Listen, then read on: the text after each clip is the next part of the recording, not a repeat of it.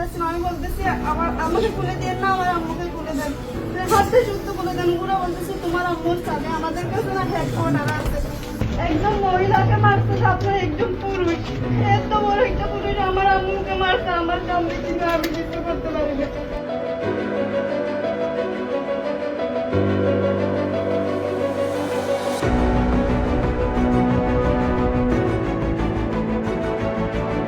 মায়ের সঙ্গে ১ দশক আগে এই অন্ধকার ঘরে বন্দী হয়েছিল ১১ বছরের শিশু।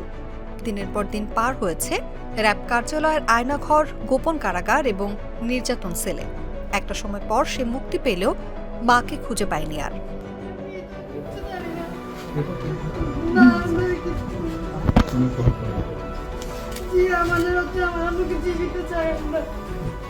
৮ বছর ধরে উত্তরার র্যাপিড অ্যাকশন ব্যাটালিয়ন ১ কম্পাউন্ডের ছোট্ট আয়নাঘরে বন্দী ছিলেন ব্যারিস্টার মীর আহমেদ বিন কাশেম আরমান।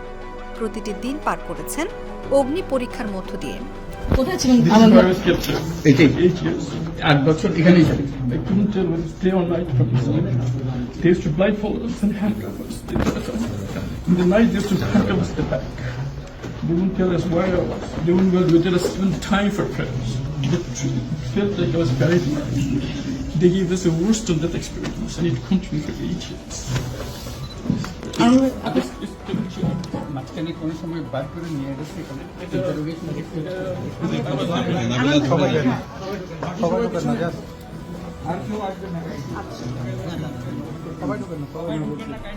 আয়নাঘরে বিভীষিকাময় দিনগুলোর কথা আজও ক্ষত হয়ে গেঁথে আছে জোরপূর্বক গুমের শিকার হুম্মাম কাদের চৌধুরী এবং ব্রিগেডিয়ার আব্দুল্লাহ আজমিনের মনে। চোখ বেঁধে দিলেও এখনো সেই বন্দিশালায় খুঁজে পাবেন নিজেদের সেলটি।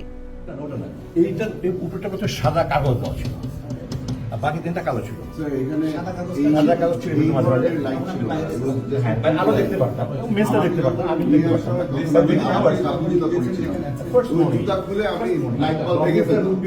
পরের দিকে একজন ওটা দেখি আমার জুতা নিয়ে ঘরে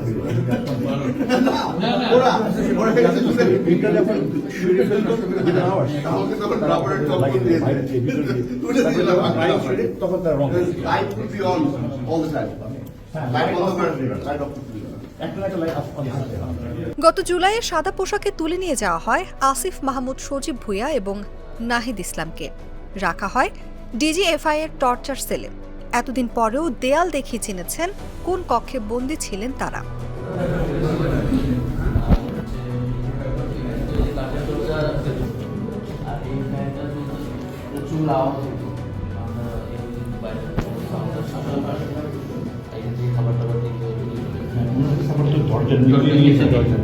আমাকে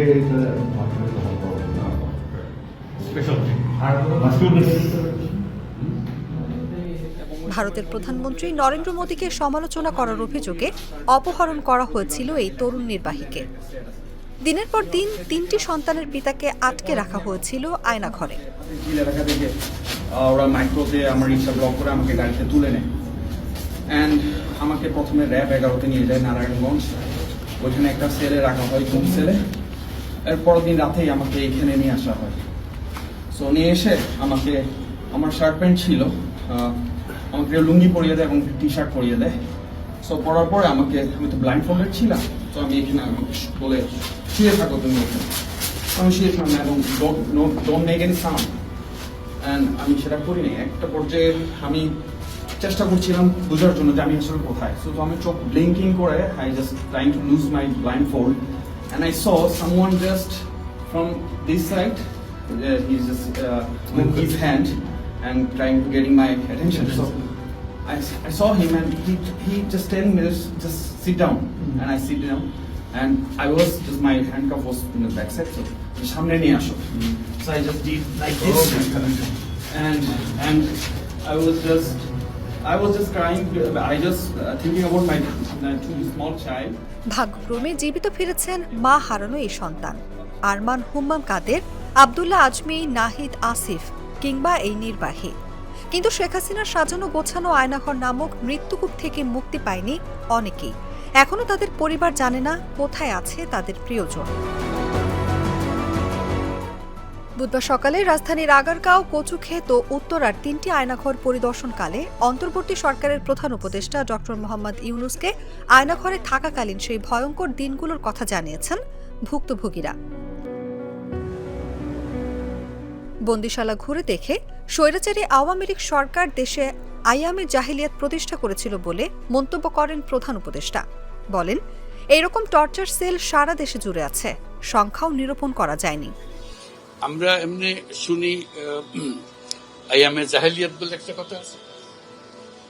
এই গত সরকার এই আইএমএ জাহেলিয়াতকে প্রতিষ্ঠিত করে গেছে সর্বক্ষেত্রে, এটা তার একটা নমুনা।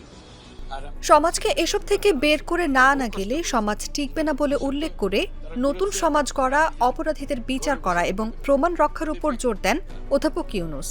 যে ঘটনাগুলো ঘটেছে তার পুনরাবৃত্তি যেন না হয়, সরকার সেই লক্ষ্যে কাজ করবে বলেও জানান তিনি। এরকম অবস্থা মুরগিও নড়াচড়ার যেরকম জায়গা পায় না, ওরও নড়াচড়ার কোনো জায়গা নেই। ওকে ব্যবস্থা রাখা হয়েছে মাসের পর মাস, বছরের পর বছর তাকে ব্যবস্থা রাখা হয়েছে। এটা মানুষের সামনে এখন বিচার রইল, কিভাবে আমরা আবার নতুন করে সমাজ করতে পারি, যাতে করে আমরা এই যে এটা আমাদের সবারই অপরাধ যেটা হতে দিয়েছি আমরা দেশে। আয়নাঘর 3টি পরিদর্শনকালে প্রধান উপদেষ্টার সঙ্গে স্বল্প সংখ্যক দেশি ও বিদেশি গণমাধ্যম কর্মী ও ফ্যাসিস্ট আওয়ামী লীগ সরকারের আমলে আয়নাঘরের নির্যাতনের শিকার ভুক্তভোগী পরিবারের সদস্যরা উপস্থিত ছিলেন। অনুভা বিশ্বাস, জাগো নিউজ।